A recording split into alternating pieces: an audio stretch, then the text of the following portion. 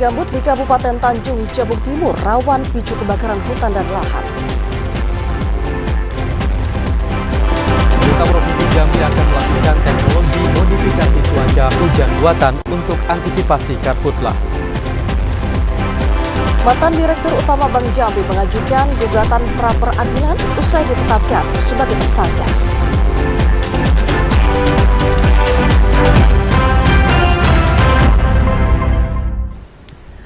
Assalamualaikum warahmatullahi wabarakatuh. Selamat sore pemirsa. Anda kembali menyaksikan Jambi hari ini edisi Sabtu 17 Juni 2023. Selain 3 berita utama tadi, tim redaksi kami telah memiliki sejumlah informasi menarik lainnya untuk Anda. Bersama saya Ahmad Solihin. Dan saya Vidya Francisca. Inilah Jambi hari ini selengkapnya.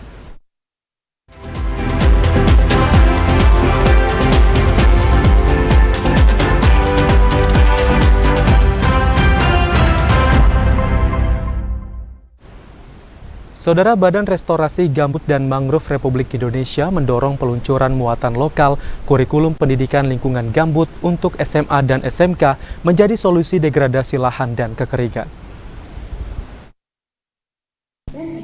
Sejalan dengan peringatan Hari Penanggulangan Degradasi Lahan dan Kekeringan Sedunia atau World Day to Combat Desertification (WDCD) yang diperingati setiap 17 Juni, yakni setelah ditetapkan oleh Majelis Umum PBB pada tahun 1994. Badan Restorasi Gambut dan Mangrove Republik Indonesia mendorong peluncuran buatan lokal kurikulum pendidikan lingkungan gambut untuk siswa-siswi SMA dan SMK seprovinsi Jambi.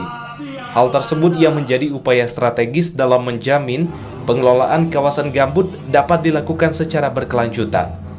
Kepala BRGM RI Hartono mengatakan, langkah memasukkan pendidikan lingkungan gambut sebagai mata pelajaran di sekolah untuk yang pertama se-Indonesia sebagai salah satu upaya bersama untuk meningkatkan partisipasi masyarakat menjaga lingkungan melalui dunia pendidikan. Pembangunan kesadaran masyarakat sejak usia dini dinilai sudah harus dilakukan sebagai solusi untuk mengatasi krisis lingkungan dan iklim yang terjadi saat ini. Terjaganya kawasan gambut akan memberikan manfaat besar baik secara ekologis maupun ekonomis. Dengan tersedianya kawasan cadangan air akan secara alami meminimalisir dampak kekeringan maupun kejadian kebakaran hutan dan lahan yang kemudian dapat melestarikan keanekaragaman hayati yang bisa dimanfaatkan masyarakat. Ada tim yang menyusun substansi tentang pergambutan, mulai dari sejarah terbentuknya, pentingnya, kemudian juga pemanfaatan yang benar seperti apa. Itu mulai dikenalkan kepada adik-adik di SMA dan SMK. Berdasarkan data pemerintah, Provinsi Jambi memiliki kawasan kesatuan hidrologis gambut atau KHG seluas lebih kurang 617.562 hektar, tersebar di Kabupaten Muaro Jambi, Tanjung Jabung Timur, Tanjung Jabung Barat, serta Sarolangun. Randy Arta, TVRI Jambi melaporkan. Saudara, probabilitas El Nino melonjak 90% sejak bulan Mei hingga Juni 2023 ini. Penyusutan air yang menyebabkan hamparan gambut mengering patut diwaspadai karena menjadi salah satu pemicu karhutlah. Kabupaten Tanjung Jabung Timur merupakan salah satu wilayah yang memiliki hamparan rawa gambut luas. Pemerintah, peneliti, maupun lembaga swadaya masyarakat bersepakat. Salah satu penyebab kebakaran berulang salah satunya karena lahan gambut kering. Berbagai upaya dilakukan untuk mengantisipasi karhutlah, mulai dari peningkatan kesadaran masyarakat hingga penegakan hukum. Ketua Masyarakat Peduli Api Paralegal Desa Catur Rahayu, Kecamatan Dendang, Kabupaten Tanjung Jabung Timur, Didik Kurniawan mengatakan, kebakaran di bawah permukaan tanah ini sulit terdeteksi karena gambut tidak menyala seluruhnya, melainkan hanya membara di bawah.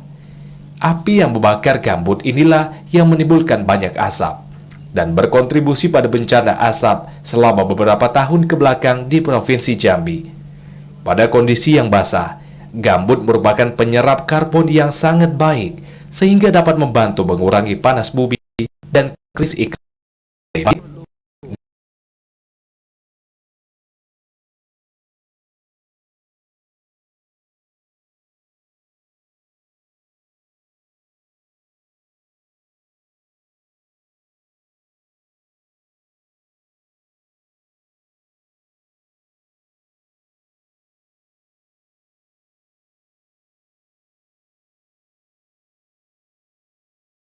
skala mineral.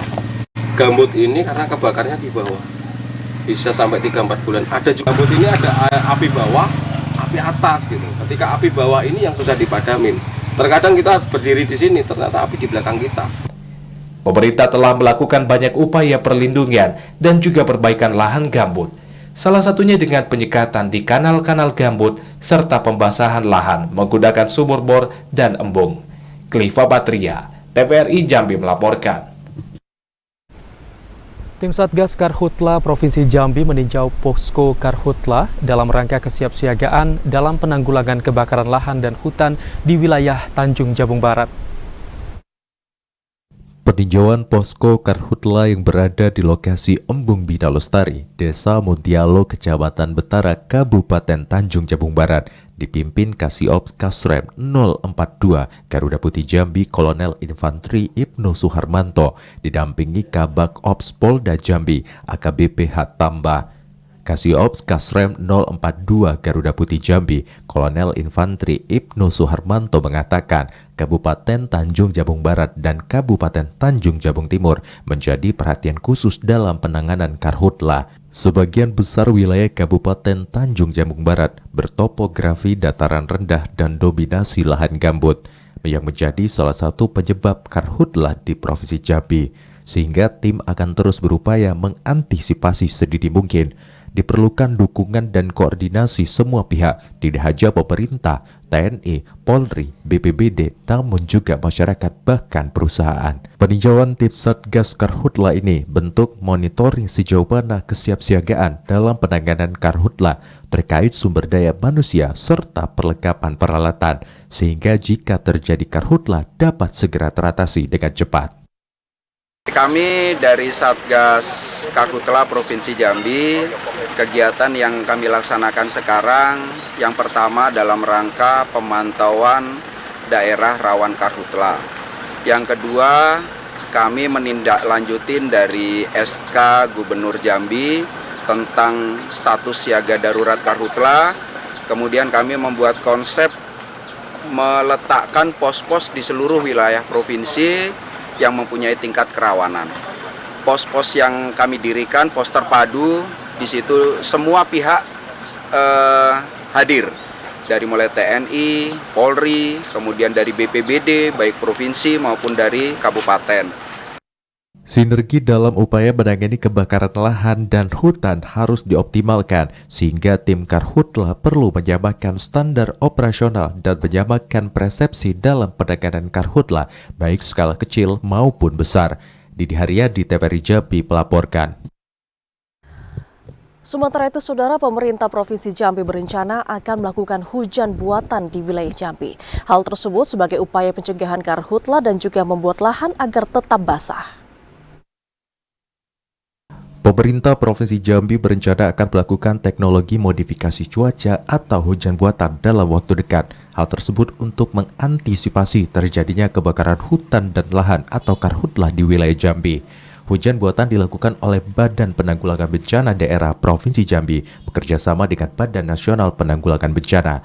Saat ini hujan buatan masih menunggu jadwal dari pemerintah pusat. Hujan buatan akan dilakukan di wilayah Sumatera Selatan dan Provinsi Jambi. Hal tersebut untuk menjaga kelembapan tanah, khususnya di lahan gambut agar tidak mudah terbakar. Sebelumnya, Badan Riset dan Inovasi Nasional telah melakukan hujan buatan di wilayah Jambi dan akan kembali dilakukan untuk mencegah karhutla sejak dini. Terkait dengan tambahan hujan buatan, kita kan sudah laksanakan 2 kali, yaitu yang pertama itu inisiasi dari perusahaan Sinarmas, di mana sudah dilaksanakan 12 hari bekerjasama dengan BRIN Pusat, Badan Riset Inovasi, dan kedepannya juga ini sekarang sedang dilaksanakan dari inisiasi dari BRGM, wilayahnya mana itu mengakomodir wilayah Sumatera Selatan dan Jambi. Pemerintah Provinsi Jambi juga telah kedatangan 4 helikopter dari BNPB Pusat, diantaranya 2 helikopter waterbombing dan 2 helikopter patroli. Joko, TVRI Jambi melaporkan.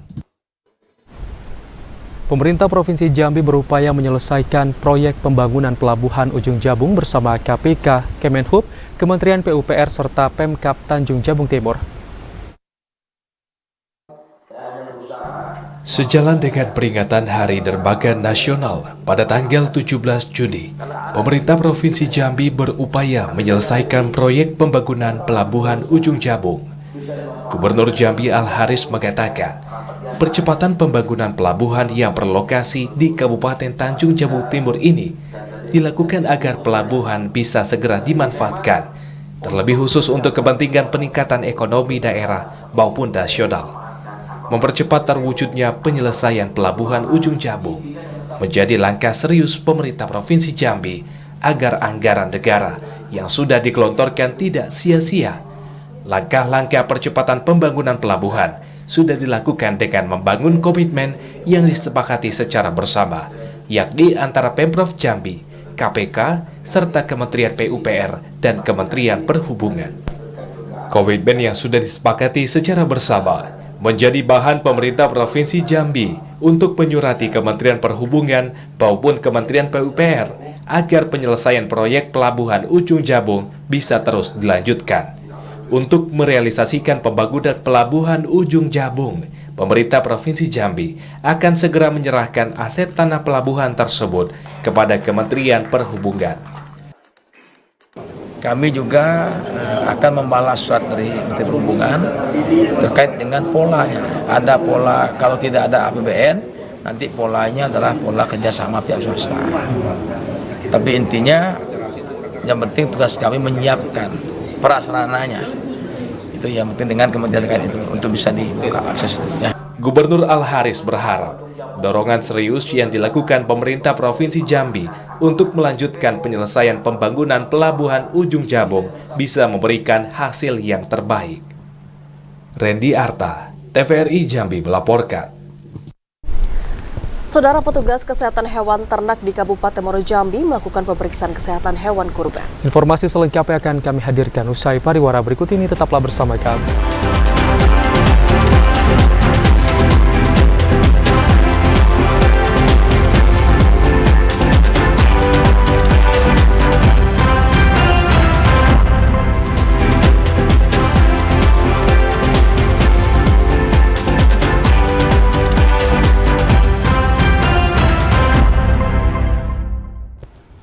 Anda kembali bersama kami di Jambi hari ini. Saudara, jelang Hari Raya Idul Adha, pemerintah Kota Jambi terus mengantisipasi penularan penyakit mulut dan kuku pada hewan kurban. Pasalnya, untuk di tahun ini, jumlah hewan kurban di Kota Jambi akan meningkat dibandingkan dengan tahun lalu.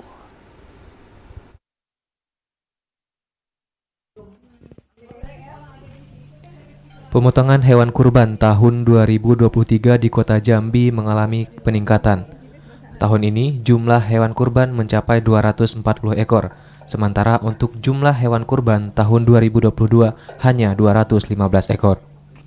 Terkait hal tersebut, Pemkot Jambi akan menurunkan tim Satgas Pemantauan Pencegahan dan Penularan Penyakit Mulut dan Kuku atau PMK pada hewan kurban. Tim Satgas akan diresmikan secara simbolis oleh Wali Kota Jambi dalam waktu dekat, sehingga penularan PMK dapat segera diantisipasi sejak dini. Maka kita akan bentuk Satgas, Satgas sebelum menghadapi raya kurban ini memantau. Dan nanti mungkin akan dilepas secara simbolis, Satgas akan memantau, mengawasi, terutama hewan kurban, sehingga masyarakat Kota Jambi tidak begitu panik menghadapi hewan kurban. Dan untuk pemotongan hewan kurban di Kota Jambi ada peningkatan tahun sebelumnya. Dulu 215 tahun dulu, sekarang ini mungkin bisa 200, dapat saya data dari Kespa dan Dinas Pertanian hampir 240 sekian, sehingga ada peningkatan lah. Sekda Kota Jambi Ridwan mengatakan sejauh ini belum ada penularan kasus PMK yang terjadi di Kota Jambi. Namun pencegahan tetap dilakukan agar Kota Jambi bebas dari PMK. Joko, TVRI Jambi melaporkan. Jelang Idul Adha, tim kesehatan hewan Pemkab Muaro Jambi terus gencar melakukan pemeriksaan kesehatan terhadap sejumlah hewan kurban. Sejauh ini, tim belum menemukan hewan kurban yang dinyatakan sakit. Petugas kesehatan hewan ternak Pemkab Muaro Jambi melakukan pemeriksaan kesehatan kepada sejumlah hewan kurban milik peternak yang ada di Kecamatan Kumpeh Ulu, Kabupaten Muaro Jambi. Pemeriksaan meliputi kesehatan fisik, kulit, dan umur hewan yang akan dijual untuk Hari Raya Idul Adha. Hewan kurban yang dinyatakan sehat akan diberi stiker oleh petugas. Hal ini untuk memastikan hewan kurban yang dijual aman untuk dikonsumsi dan memenuhi syarat hewan kurban. Pemeriksaan kesehatan bagi hewan kurban akan terus dilakukan oleh Pemkab Muaro Jambi. Dr. Hewan Arikianto mengatakan, sejauh ini belum ditemukan hewan kurban yang dinyatakan sakit. Dalam waktu dekat sebelum Lebaran Haji, 5 hari atau 1 minggu, petugas-petugas yang dari Dinas Perkebunan dan Peternakan kan datang juga memantau yang petugas yang lain. Jika ada yang kurang sehat, nanti melaporkan kepada kita penyakitnya apa, karena kita sesuai dengan Permentan memang harus waspada dengan penyakit mulut dan kuku. Terus habis itu ada juga yang penyakit LSD, selain penyakit yang lainnya pun juga antrak. Pemeriksaan kesehatan hewan kurban sangat mempengaruhi penjualan. Hal ini untuk meyakinkan para pembeli. 3 jenis penyakit yang harus diwaspadai oleh para peternak, yakni penyakit mulut dan kuku, kemudian penyakit antraks, dan lumpy skin disease atau LSD. Azam Afnan, TVRI Jambi melaporkan. Sementara para peternak hewan kurban di Kota Jambi, saudara, menyambut bahagia dengan datangnya Hari Raya Idul Adha. Pasalnya penjualan hewan kurban di Lebaran Haji tahun ini akan mengalami kenaikan dibandingkan dengan tahun sebelumnya. Jelang Hari Raya Idul Adha 2023, pemilik peternakan yang menyediakan hewan kurban di Kota Jambi mulai ramai pembeli. Salah satunya peternakan hewan kurban Wodomen di Kelurahan Bagan Pete, Kecamatan Alambarajo, Kota Jambi. Permintaan hewan kurban milik Wodomen mengalami peningkatan hingga 10% dari tahun sebelumnya. Meski harga yang ditawarkan berbeda dari harga tahun lalu, namun pesanan hewan kurban tetap meningkat. Jelang Hari Raya Idul Adha, pembeli hewan kurban semakin bertambah. Selain sapi, di peternakan Wodomen juga menyediakan hewan kurban kerbau dan kambing. Di sini terdapat ratusan ekor sapi, kerbau, dan kambing yang siap untuk menjadi hewan kurban. Untuk harga sapi, Wodomen menjual dari harga 18 juta hingga 30 juta rupiah per ekor, sesuai dengan jenis dan bobotnya. Begitu juga dengan kerbau, per ekornya dijual mulai dari harga 19 juta hingga 25 juta rupiah. Sementara untuk harga kambing dijual mulai dari 2,6 juta hingga 5 juta rupiah per ekor. Selain dari wilayah Jambi, hewan kurban di peternakan Wodomen juga didatangkan dari provinsi tetangga seperti Sumatera Selatan dan Lampung. Kalau harga tahun ini agak meningkat dari tahun kemarin sesuai dengan bobotnya juga kan.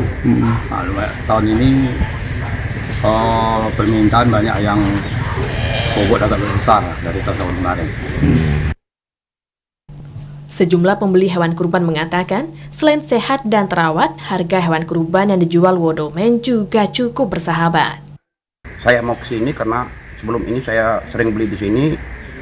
Sapinya sehat, sudah dapat check up dari Dinas Peternakan Kota.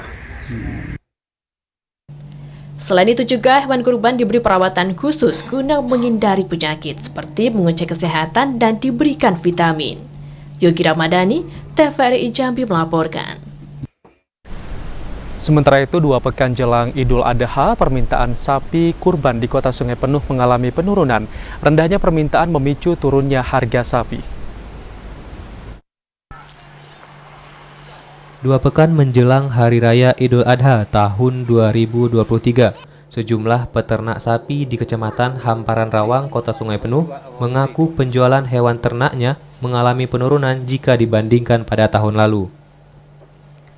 Salah seorang pedagang Amril mengatakan, dari 15 ekor sapi yang ada, pihaknya baru menjual sebanyak 5 ekor sapi. Jumlah penjualan lebih sedikit jika dibandingkan dengan tahun lalu yang mencapai 21 ekor.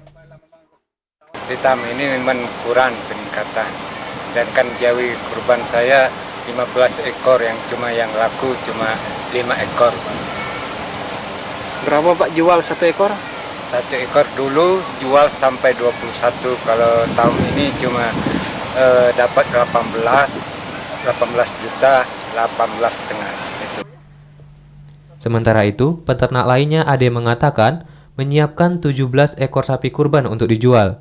Namun, hingga saat ini sapi tersebut belum laku terjual. Menurutnya, permintaan sapi kurban akan kembali mengalami peningkatan sepekan menjelang Hari Raya Idul Adha. Tidak ada orang beli. Biasanya kalau tahun kemarin tuh banyak orang beli, Pak ya? Ada seluruh habis, 15 ekor sudah habis dawinnya semuanya. Kalau tahun ini tidak ada. Berkurangnya daya minat beli masyarakat terhadap sapi kurban juga berdampak pada menurunnya harga sapi kurban. Pada tahun lalu, sapi kurban dijual dengan harga 21 hingga 23 juta rupiah. Namun kini turun menjadi 18 hingga 19 juta rupiah per ekor. Ilwan, TVRI Jambi melaporkan. Saudara, petugas kesehatan hewan mulai melakukan pengecekan hewan ternak dan hal ini dilakukan guna memastikan hewan tersebut sehat dan juga layak untuk dikurbankan. Dinas Perkebunan dan Peternakan Batanghari mulai melaksanakan antemortem atau pemeriksaan kesehatan hewan potong sebelum disembelih. Pemeriksaan ini dilakukan di setiap kandang milik para peternak yang ada di wilayah Batanghari. Kepala Dinas Perkebunan dan Peternakan Batanghari, Maria Mulyapane mengatakan, antemortem itu pun bertujuan untuk memastikan hewan dalam kondisi sehat serta layak untuk dikurbankan. Beberapa pengecekan yang dilakukan mulai dari bagian dalam rongga mulut hewan hingga melihat kondisi fisik atau tubuh hewan tidak ada cacat. Petugas juga mencantumkan label sehat pada peternak yang sudah melewati proses pemeriksaan kesehatan tersebut. Mengadakan antemortem, mengecek kesehatan daripada hewan yang akan dikorbankan. Nah, bagi hewan-hewan yang sudah dinyatakan sehat akan kami keluarkan surat seperti ini. Bahwasanya sudah secara kesehatan hewan ini sudah layak untuk dikorbankan. Pemeriksaan hewan ternak ini pun akan berjalan sampai proses pemotongan kurban. Nantinya petugas kesehatan hewan akan disiagakan di setiap titik penyembelihan. Adi Juniawan, TVRI Jambi melaporkan.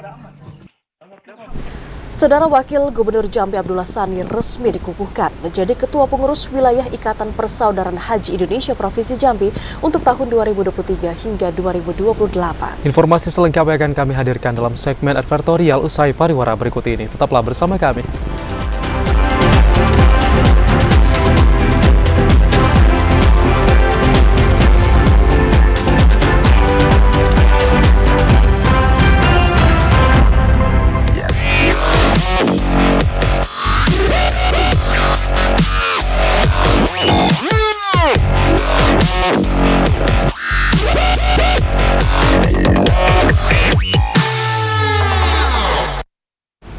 Saudara, Anda bergabung bersama kami dalam segmen advertorial.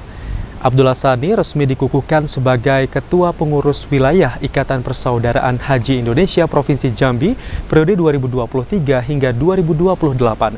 Pengurus yang baru dikukuhkan diharapkan dapat memberikan kontribusi demi kemajuan organisasi serta kemaslahatan umat. Setelah terpilih secara aklamasi, akhirnya pada hari ini Wakil Gubernur Jambi Abdullah Sani resmi dikukuhkan menjadi Ketua Pengurus Wilayah Ikatan Persaudaraan Haji Indonesia Provinsi Jambi periode 2023-2028. Pengukuhan langsung dilakukan Ketua Umum IPHI Pusat Ismet Hasan Putro di Auditorium Rumah Dinas Gubernur Jambi yang disaksikan Gubernur Al-Haris dan Sultan Adil Hendra selaku pendiri. Setelah dikukuhkan sebagai Ketua PW IPHI Provinsi Jambi, Abdullah Sani langsung mengukuhkan Ikatan Majelis Taklim PW IPHI Provinsi Jambi periode 2023-2028. Abdullah Sani bersama seluruh pengurus akan langsung merumuskan berbagai program pada rapat kerja wilayah PW IPHI Provinsi Jambi yang langsung dibuka oleh Gubernur Jambi Al-Haris. Yang tentunya intinya adalah namanya juga program yang memang rencananya memang bisa dilaksanakan. Kita berprinsip rencanakan apa yang dilaksanakan dan laksanakan apa yang telah kita jalankan. Jangan kita membuat program yang tidak laksanakan dan tidak melaksanakan apa yang sudah. Mohon doanya, dukungannya. Gubernur Jambi Al-Haris berharap di bawah kepemimpinan Abdullah Sani, PWIPH Provinsi Jambi dapat lebih maju dan membuat program terobosan yang bermanfaat untuk masyarakat. Seperti membuat program arisan yang uangnya diperuntukkan umroh bagi masyarakat yang kurang mampu dan program lainnya. Saya kira semakin banyak lembaga-lembaga yang sifatnya kekeluargaan, persaudaraan makin bagus saya kira. Kenapa? Karena di situ ada ukhuwah Islamiyahnya, ada silaturahimnya di situ. Apalagi ini berguna untuk banyak orang, untuk masyarakat. Saya bilang tadi kan sampaikan bahwa IPH jangan hanya semua organisasi saja. Pemprov Jambi juga akan memberikan dana hibah untuk IPH Provinsi Jambi pada APBD Perubahan 2023, serta sapi kurban seberat 800 kg untuk Hari Raya Idul Adha dan memberikan ruang atau fasilitas di Islamic Center. Andri Wijaya, TVRI Jambi, melaporkan. Penjabat Bupati Sarolangun bersama Sekda melakukan inspeksi mendadak ke pasar tradisional Atas Sarolangun untuk mengantisipasi kenaikan harga jelang Hari Raya Idul Adha 1444 Hijriah. Pemerintah Kabupaten Sarolangun akan segera menggelar operasi pasar murah di sejumlah kecamatan menjelang Hari Raya Idul Adha 1444 Hijriah. Operasi pasar dilakukan untuk mengendalikan inflasi dan menjaga harga kebutuhan masyarakat di pasaran tetap stabil dan normal menjelang Hari Raya Idul Adha. Kepastian pelaksanaan operasi pasar murah diketahui usai penjabat Bupati Sarolangun Bahril Bakri bersama tim pengendali inflasi daerah melakukan pengecekan bahan pokok di pasar tradisional Atas Sarolangun, seperti pada komoditi minyak sayur, ikan, daging ayam potong, dan daging segar sapi dan kerbau, maupun cabai serta beras dan gula pasir. Penjabat Bupati Sarolangun Bahril Bakri mengatakan dalam upaya pengendalian inflasi ada 4 komoditi pangan yang menjadi catatan agar dilakukan pemantauan harga di pasaran. Umum data yang saya dapat juga sama dengan apa yang saya lihat langsung di lapangan ya. Karena memang saya dapat laporan setiap hari perkembangan harga. Kita secara nasional memang ada 4 komoditi yang menjadi catatan kita ya. Kita itu di beras kita di atas rata-rata. Kita telur juga kita di atas rata-rata. Minyak goreng curah juga kita di atas rata dan bawang putih. Nah untuk yang 4 itu saya tadi minta kita akan lakukan operasi pasar. Dalam waktu dekat kita akan lakukan operasi pasar. Mungkin juga ada antisipasi dalam kaitan dengan lebaran haji nanti kita juga akan operasi pasar komoditi yang memang banyak digunakan. Inspeksi mendadak ke pasar tradisional Atas Sarolangun dihadiri Sekretaris Daerah Endang Abdul Nasir, para staf ahli Bupati Sarolangun dan Ramil Kota Sarolangun, Intel Polres Sarolangun, dan sejumlah OPD terkait. Edi Kusnadi, TVRI Jambi melaporkan. Pemerintah Kabupaten Sarolangun akan melakukan evaluasi terhadap harga komoditi usai melaksanakan sidak di Pasar Atas Sarolangun jelang Idul Adha. Penjabat Bupati Sarolangun memastikan bahwa saat ini harga dan pasokan masih stabil, aman, dan mencukupi. Stabilitas harga dan ketersediaan pasokan sebagai antisipasi inflasi daerah menjelang Hari Raya Idul Adha 1444 Hijriah menjadi perhatian dan fokus utama dari pejabat Bupati Sarolangun. Secara nasional, ada 4 komoditi utama yang menjadi pengembangan harga di wilayah Kabupaten Sarolangun. Namun, 4 komoditi tersebut seperti harga beras, harga telur ayam ras, harga minyak goreng curah, dan bawang putih berada di atas rata-rata nasional, sehingga untuk saat ini inflasi daerah masih terjaga dengan baik. Pejabat Bupati Sarolangun Bahril Bakri mengatakan, sidak ke pasar bertujuan untuk mengetahui kondisi harga terkini di tingkat pedagang, serta ketersediaan barang kebutuhan pokok maupun distribusi bahan pokok yang masuk ke pasar di Sarolangun. Kegiatan kita adalah untuk menghindari salah satu cara supaya tidak terjadi peningkatan harga inflasi ya. Sekarang saya akan olah dulu datanya, nanti kami tadi sudah catat ada berapa tempat tadi itu ya, dari Pak Hamid tadi ya, siapa lagi tadi yang jualan. Jadi kami akan mendata kembali.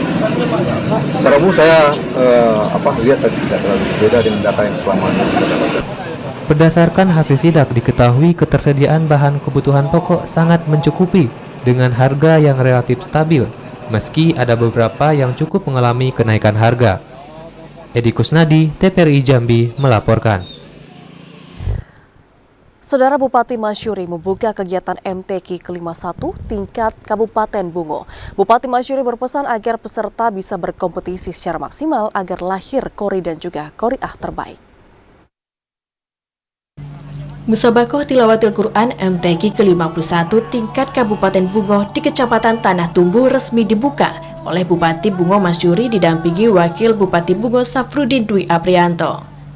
Pembukaan MTQ ke-51 dilaksanakan di lapangan bola Kecamatan Tanah Tumbu, diikuti 17 kecamatan yang ada di Kabupaten Bungo. Pembukaan tersebut berlangsung cukup meriah yang dihadiri ratusan masyarakat Tanah Tumbu. Bupati Bungo Masyuri mengatakan, pembukaan MTQ ke-51 tingkat Kabupaten Bungo tahun ini merupakan ajang silaturahmi dan melahirkan qori dan qori'ah terbaik untuk ikut berkompetensi pada MTQ ke-52 tingkat Provinsi Jambi di Sarolagun. MTQ harus dimaknai sebagai media dan sarana untuk meningkatkan kualitas pemahaman, penghayatan, dan pengamalan kandungan dalam Al-Quran, tidak hanya saat berlangsung kegiatan MTQ, tetapi juga setelah pelaksanaan MTQ, terutama dalam kehidupan sehari-hari. Mari bersama tingkatkan minat baca Al-Quran terutama bagi generasi muda Bungo.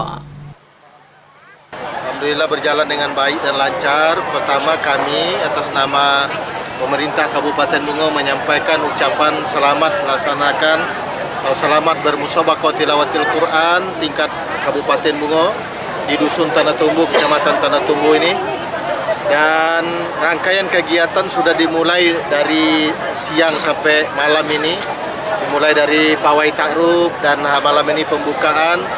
Tentu beberapa hari ke depan akan dilaksanakan lomba-lomba di tempat-tempat yang telah ditentukan juga di arena utama ini. Pembukaan Musabaqah Tilawatil Quran MTQ ke-51 tingkat Kabupaten Bungo di Kecamatan Tanah Tumbu tahun 2023 tersebut ditandai dengan pemukulan beduk oleh Bupati dan Wakil Bupati Bungo serta Sekda, didampingi unsur Perkompimda Kabupaten Bungo. Pembukaan MTQ ke-51 tingkat Kabupaten Bungo ditutup dengan pagelaran tari tradisional yang diikuti puluhan siswa dan siswi dari Kecamatan Tanah Tumbu. Muhriandi, TVRI Jambi melaporkan.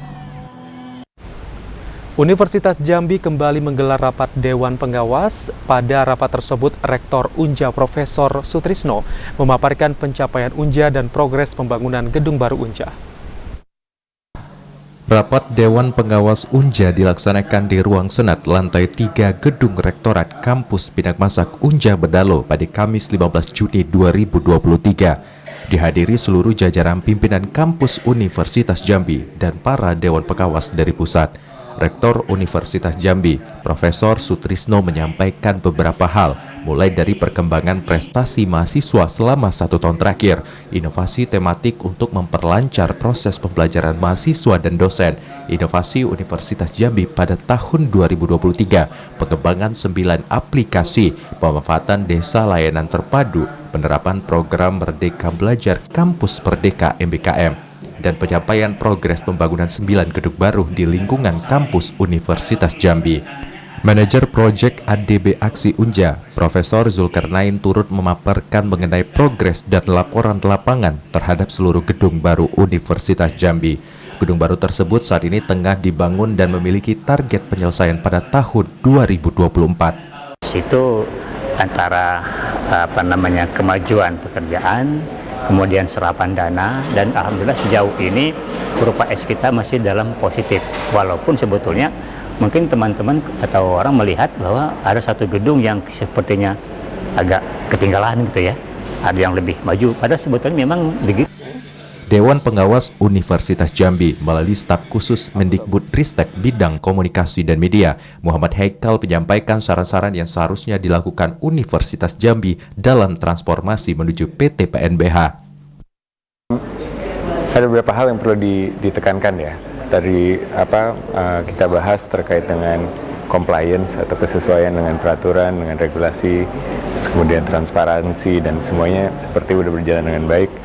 Usai rapat, seluruh jajaran pimpinan Universitas Jambi bersama Dewan Pengawas melakukan visitasi ke seluruh proyek pembangunan 9 gedung baru Universitas Jambi, dimulai dari gedung rektorat, Unifak, gedung Integrated Classroom, Laboratorium Sains, Laboratorium Sosial, gedung FKIP, dan gedung Pasca Sarjana. Mardon Junaidi, TVRI Jambi melaporkan. Saudara, akibat kondisi cuaca yang berbeda, 1 orang jemaah calon haji dari Kabupaten Muaro Jambi harus dirujuk ke klinik kesehatan Haji Madinah, Arab Saudi. Informasi selengkapnya akan kami hadirkan usai pariwara berikut ini. Tetaplah bersama kami.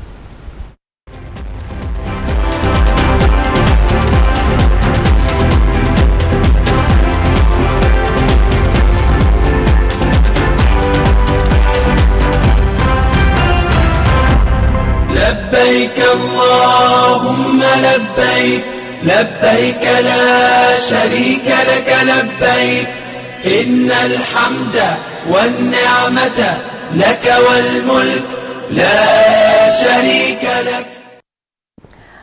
Anda kembali bersama kami di Jambi hari ini dalam segmen Info Haji 2023. Saudara, kondisi cuaca yang jauh berbeda membuat petugas haji terus menghadapi tantangan dalam melayani jemaah calon haji yang sakit. Karena berdasarkan catatan dari para petugas, dari 136 jemaah calon haji yang telah tiba di Arab Saudi, terdapat 1 orang yang dirujuk ke klinik kesehatan haji Indonesia. Sudah 136 jemaah calon haji asal Kabupaten Muaro Jambi yang telah tiba di Tanah Suci Arab Saudi. Dari jumlah tersebut, terdapat 1 JCH dari Muaro Jambi yang harus dirujuk ke Klinik Kesehatan Haji Indonesia atau KKHI Madinah, Arab Saudi. 1 orang yang dirujuk tersebut merupakan lansia berinisial S. Berdasarkan keterangan dari petugas kesehatan haji kelompok terbang 23, 1 jemaah yang dirujuk tersebut sudah 3 hari menderita demam. Untuk kondisi secara umum yang diderita yakni batuk, darah tinggi, dan nafsu makan yang menurun. Sementara untuk kondisi jemaah lainnya dalam keadaan sehat. Para petugas memohon doa dari masyarakat untuk kesembuhan dan diberikan kesehatan bagi para jemaah calon haji dalam melaksanakan prosesi ibadah haji di Tanah Suci Mekah, Arab Saudi. Tim promosi kesehatan panitia penyelenggara ibadah haji terus menggencarkan penyuluhan kesehatan kepada para jemaah calon haji. Upaya ini dinilai penting dilakukan agar jemaah mampu menjaga dan meningkatkan kesehatan, sehingga dapat menunaikan semua rangkaian ibadah haji secara sempurna sesuai syariat Islam. Azam Abnan, TVRI Jambi melaporkan. لبيك اللهم لبيك لبيك لا شريك لك لبيك إن الحمد والنعمة لك والملك لا شريك لك. Beralih ke informasi lain, saudara ditetapkan sebagai tersangka mantan Direktur Utama Bank Jambi Yunsak El Halkon mengajukan gugatan pra-peradilan ke Pengadilan Negeri Jambi. Ditetapkan sebagai tersangka, mantan Direktur Utama Bank Jambi Yunsak El Halkon mengajukan gugatan pra-peradilan ke Pengadilan Negeri Jambi. Gugatan pra-peradilan diajukan untuk menguji sah atau tidaknya penetapan tersangka oleh penyidik Kejati Jambi. Gugatan pra-peradilan tersebut terdaftar di Sistem Informasi Penelusuran Perkara atau SIPP Pengadilan Negeri Jambi dengan nomor perkara 7-P-pra-2023-PN-JMB 13 Juni 2023. Asisten Intelijen Kejati Jambi, Dopi Teswot mengatakan, pihaknya sudah menerima pemberitahuan adanya gugatan pra-peradilan dan penyidik siap menghadapi gugatan pra-peradilan yang diajukan oleh tersangka. Penetapan tersangka ini dilakukan oleh penyidik sudah sesuai dengan prosedur dan telah menemukan 2 alat bukti sesuai KUHP. Mantan Dirut Bank Jambi ditetapkan sebagai tersangka dalam kasus dugaan korupsi gagal bayar medium term note PT San Prima Nusantara Pembiayaan atau SNP kepada Bank Jambi pada 2017 hingga 2018. El Halkon ditetapkan sebagai tersangka kasus gagal bayar bersama 3 orang lainnya. Penyidik Kejati Jambi juga sudah menyita uang sebanyak 23,7 miliar dan 1 unit rumah di Tangerang Selatan bernilai 7 miliar rupiah lebih dari tersangka El Halkon. Asal TVRI Jambi melaporkan. Sementara terpidana kasus penggelapan perpajakan pembelian BBM industri menyerahkan 3,5 miliar rupiah uang kerugian negara. Dan uang yang diberikan terpidana merupakan hasil keputusan dan juga ketetapan dari Mahkamah Agung Republik Indonesia. Bertempat di Aula Kejari Jambi, Kejaksaan Negeri Jambi menerima uang penyerahan pengganti kasus perkara perpajakan pembelian BBM jenis solar terhadap terpidana Andri Tan. Penyerahan uang ini guna mengembalikan kerugian negara dari kasus perkara tersebut.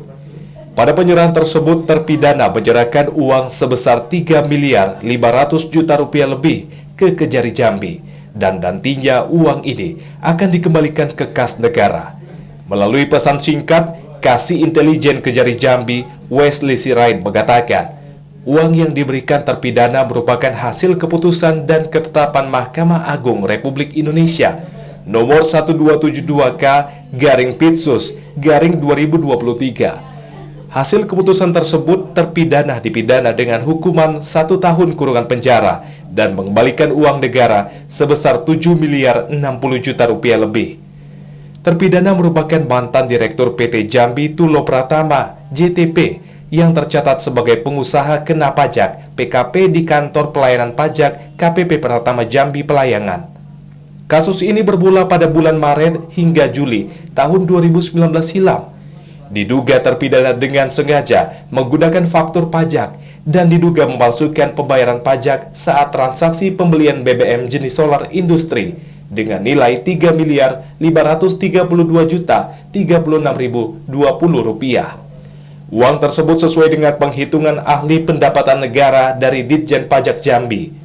Terpidana Andri Tan dalam kasus penggelapan pajak terbukti melanggar pasal 39A huruf A dan pasal 39 ayat 1 huruf D Undang-Undang Nomor 6 Tahun 1983 sebagaimana telah diubah dengan Undang-Undang Nomor 16 Tahun 2009 tentang Ketentuan Umum dan Tata Cara Perpajakan junto Undang-Undang Nomor 11 Tahun 2020 tentang Cipta Kerja. Asar, TVRI Jambi melaporkan. Saudara, setelah melihat kondisi keuangan Kabupaten Tebo, pemerintah kabupaten menambah kuota formasi calon pegawai pemerintah dengan perjanjian kerja atau P3K dari sebelumnya 300 menjadi 400 kuota untuk tahun ini. Pemerintah Kabupaten Tebo menambah kuota formasi calon pegawai pemerintah dengan perjanjian kerja P3K dari sebelumnya 300 menjadi 400. Kepala Bidang Pengadaan dan Pembinaan Badan Kepegawaian Sumber Daya Manusia BKPSDM Tebo Rumat mengatakan, Kementerian Pendayagunaan Aparatur Negara Kemenpan Reformasi Birokrasi RB kembali membuka usulan P3K setelah melihat kondisi Kabupaten Tebo saat ini. Pemkab memutuskan untuk menambah kuota. Ruman merincikan dari total 400 kuota yang diusulkan Pemkab Tebo untuk P3K tahun 2023. Di antaranya tenaga pendidik 205 kuota, tenaga kesehatan 105 dan 90 tenaga teknis. Pada awal bulan Mei lalu, Pemkab Tebo hanya mengusulkan 300 kuota, dengan rincian tenaga pendidik dan tenaga kesehatan 105 dan tenaga teknis 90 kuota. Kemungkinan besar seleksi P3K tahun 2023 akan berbeda dengan tahun lalu. Jika tahun lalu, hanya metode observasi penilaian yang bergantung kepada guru bidang studi dan kepala sekolah. Sedangkan tahun ini akan menggunakan sistem Computer Assisted Test CAT. Namun Pemkab Tebo masih menunggu surat resmi dari Kemenpan RB. Pak Bupati kemudian mengambil kebijakan untuk menambah usulan formasi menjadi 205 yang awalnya dari 105. Sehingga untuk total seluruh formasi yang kita usulkan untuk tahun 2023 itu sebanyak 400 formasi. Itu hanya guru saja yang ditambah? Iya, untuk yang ditambah guru saja. Karena memang yang menjadi prioritas dan kemarin hasil rakor pertemuan itu memang dipimpin oleh Kemendikbud, ada Kemenpan dan ada Kemenkyu. Sementara untuk proses calon P3K dinyatakan lulus rekrutmen tahun 2022. Berkas telah diberikan ke Badan Kepegawaian Negara BKN 7 Palembang. Saat ini Pemkab Tebo sedang menunggu verifikasi dan validasi saja. Intizam, TVRI Jambi melaporkan. Kita ke sorotan lainnya, Saudara. Polisi akhirnya mengungkap motif di balik insiden tewasnya seorang pria di Lorong Kapak, Kota Jambi. Yakni kasus tersebut diawali motif dendam pelaku terhadap korban. Jauhari dan Aditya tertunduk lesu saat dihadirkan pada rilis ungkap kasus pembunuhan di Lorong Kapak, Kecamatan Jelutung, Kota Jambi. Keduanya ditangkap polisi saat akan melarikan diri keluar daerah setelah menikam Baidillah hingga tewas. Berdasarkan pemeriksaan polisi, Jauhari yang merupakan eksekutor merasa sakit hati atas perbuatan korban. Menurut Jauhari, korban kerap bertindak kasar dan merundung pelaku. Sebelum kejadian, pelaku sempat mempertanyakan keberadaan jaketnya. Kecewa dan emosi atas jawaban kasar korban, saat korban lengah, pelaku mengeluarkan pisau dan menikam tubuh korban 4 kali. Korban ini orangnya agak arogan, bisa dikatakan ya semena-mena lah, menganggap dirinya sebagai preman di salah satu kampung yang ada di Lorong Kapak itu. Jadi memang sudah ada rencana untuk menghabisi apabila ketemu dengan si korban. Saat ini pelaku ditahan di rutan Polresta Jambi. Kedua pelaku dikenai pasal 338 KUHP pembunuhan berencana dengan ancaman 15 tahun kurungan penjara. Ari Haryono, TVRI Jambi melaporkan. Saudara, Dinas Ketahanan Pangan dan Peternakan Provinsi Sumatera Selatan mulai melakukan pemeriksaan kesehatan hewan kurban. Informasi selengkapnya akan kami hadirkan dalam segmen Lintas Andalas usai pariwara berikut ini. Tetaplah bersama kami.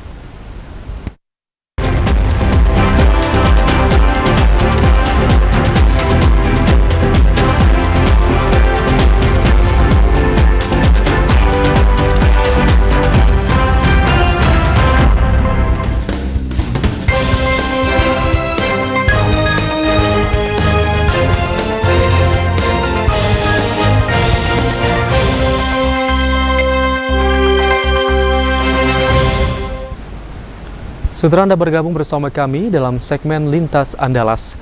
Guna memastikan kesehatan hewan kurban yang dijual jelang Idul Adha, petugas Ikatan Dokter Hewan bersama pemerintah melakukan pemeriksaan hewan kurban.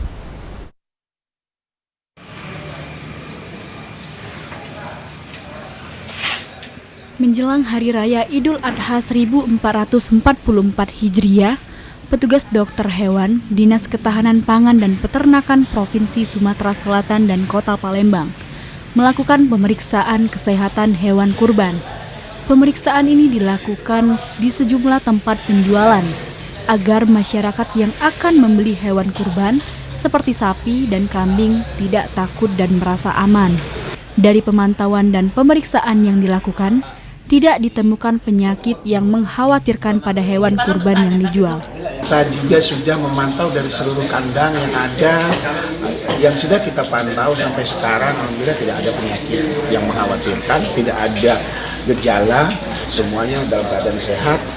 Dan tentunya ini bekerja sama kita semua, kabupaten kota, pertama dia di sini Palembang, provinsi, itu selalu melakukan monitoring dan pemantauan di lapangan. Terkait penyakit LSD yang cacar pada sapi itu seperti apa, Kak? Kalau LSD itu jelas terlihat dari kulitnya, dan sebenarnya itu juga tidak ada masalah. Tidak ada masalah. Dagingnya masih bisa dimakan, tapi tentunya dari penampakan. Tapi dari segi selama pemantauan kita tidak melakukan, dan kita juga sudah memberikan vaksin. Sementara itu, seorang penjual hewan kurban mengaku jika hewan kurban yang dijual didatangkan dari Provinsi Lampung dan telah menjalani pemeriksaan sebelum dibawa ke Palembang. Sendiri datang dari mana? Datang langsung dari Lampung. Oh, dari Lampung. Ada yang jenis sapinya, Kak? Kalau jenis sapi mayoritas Bali, ada juga limusin. Brahma? Nggak ada Brahma kita. Untuk harga sendiri? Kalau harga macam-macam ya, ada yang dari 26 sampai 20 harga sapi Bali. Kalau limusin 45 sampai harga 55. Selain di Kota Palembang, pemeriksaan hewan kurban juga dilakukan di Kabupaten Banyuasin dan Kabupaten Ogan Ilir. Romiko, TVRI Sumatera Selatan melaporkan. Saudara, gelaran Pekan Nasional ke-16 untuk tahun ini yang dilaksanakan di Sumatera Barat turut mendukung kunjungan pariwisata atau Visit Beautiful West Sumatra 2023. Event ini sekaligus juga menjadi ajang kepada para peserta Pekan Nasional yang berasal dari berbagai daerah di Nusantara. Event akbar Pekan Nasional Kontak Tani Nelayan Andalan ke-16 yang berlangsung di Kota Padang tahun ini mendukung tahun kunjungan pariwisata Sumatera Barat yang digaungkan pemerintah Provinsi Sumatera Barat. Salah satu program dari Penas KTNA ke-16 yakni gelar studi banding dan widya wisata yang menjadi ajang promosi pariwisata di Sumatera Barat kepada para peserta Penas yang datang dari seluruh daerah di tanah air. Kepala Dinas Pariwisata Provinsi Sumatera Barat Luhur Budianda mengatakan sekitar 30.000 orang datang ke Sumatera Barat dan berkunjung ke sejumlah objek wisata yang ada. Hal ini juga memberikan dampak terhadap meningkatnya perekonomian masyarakat, termasuk perputaran uang di Sumatera Barat yang diperkirakan mencapai 100 miliar rupiah lebih. Kita Dinas Pariwisata punya kajian kerjasama dengan UI, di mana sekali kunjungan itu wisatawan ke Sumatera Barat, wisatawan Nusantara itu rata-rata menghabiskan uang Rp712.208 per hari per orang, rata-rata. Jadi Rp712.228 per hari per orang. Nah, sekarang kita hitung, saya belum dapat jumlah pasti berapa jumlah kunjungan terhadap Penas Tani ini. Ada yang menyampaikan 28.000, ada yang menyampaikan lebih dari 30.000. Kita ambil rata-rata saja dulu, kita ambil rata-rata 30.000 orang saja, kita kali 712 dikali 6 hari rata-rata. Padahal ada yang 8 hari, ada yang 9 hari. Kita ambil 6 hari rata-rata acara puncaknya saja. Nah, itu ada sekitar 120 miliar lebih itu kalau kita hitung. Nah, artinya itulah dampak ekonomi dari kepariwisataan selama kunjungan wisata selama Penas Tani di Sumatera Barat.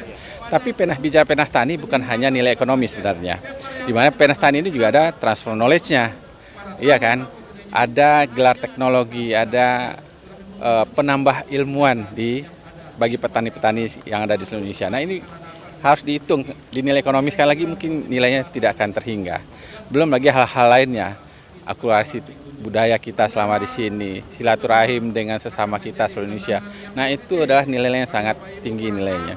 Dinas Pariwisata berharap jumlah kunjungan wisatawan ke Sumatera Barat dapat terus meningkat. Mengingat masih banyak agenda akbar lainnya yang dapat mendukung Visit Beautiful West Sumatra, salah satunya World Islamic Entrepreneur Summit pada September 2023 mendatang. Bima Prasetya, Adfriandi, TVRI Sumatera Barat.